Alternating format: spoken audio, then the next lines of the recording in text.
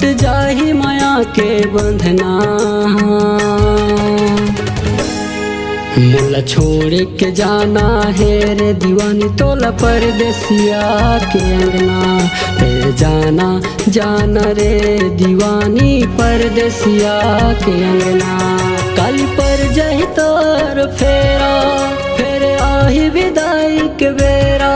रही जाऊँ मैं है अकेला वो टूट जाही माया के बंधना।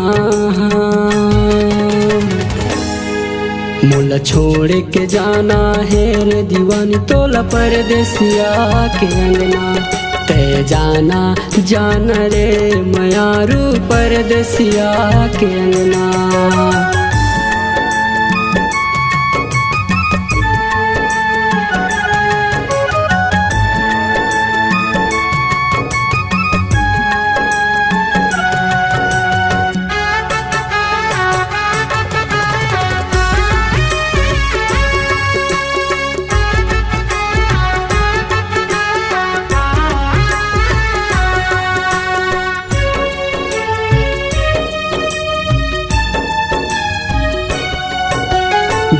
माझन कुछ बोझ रखबे तोर हर गलती के माफी है।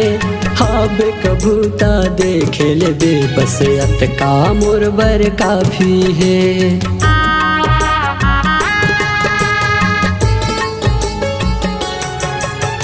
दिल माझन कुछ बोझ रखबे तोर हर गलती के माफी है। हाब कबूता देखे ले बे बस अत का मोर बर काफी है। आब कबूता देखे ले बे बस अत का मोर बर काफी है।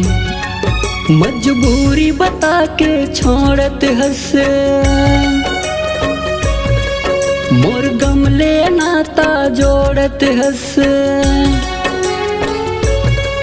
मजबूरी बता के छोड़त हंस मोर गमले नाता जोड़त हंस। आही सुरता तोर मीठ बोली हो जाहूँ दीवाना पगला। मोला छोड़ के जाना है रे दीवानी तोला परदेसिया के अंगना। ते जाना जाना रे मयारू परदेसिया के अंगना।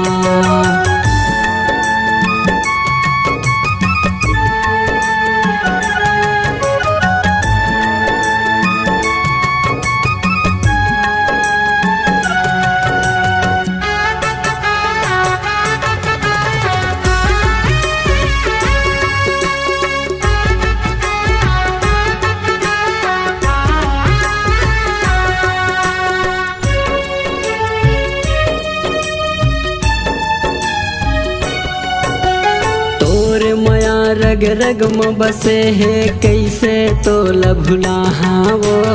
आही सुरता तोरे वो पगली जीत जियत मर जहाँ वो।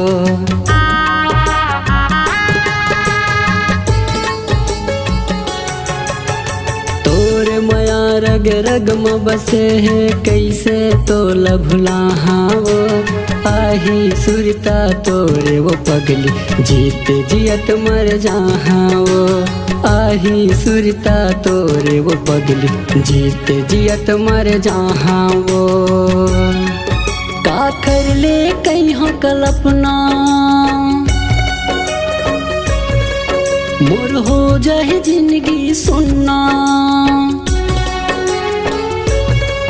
का कर ले कहीं कल्पना मोर हो जाए जिंदगी सुनना। तोर संग संग जाही खुशी हमर टूट जाही वो सब सपना। मोला छोड़ के जाना है रे दीवानी तोला परदेसिया के अंगना।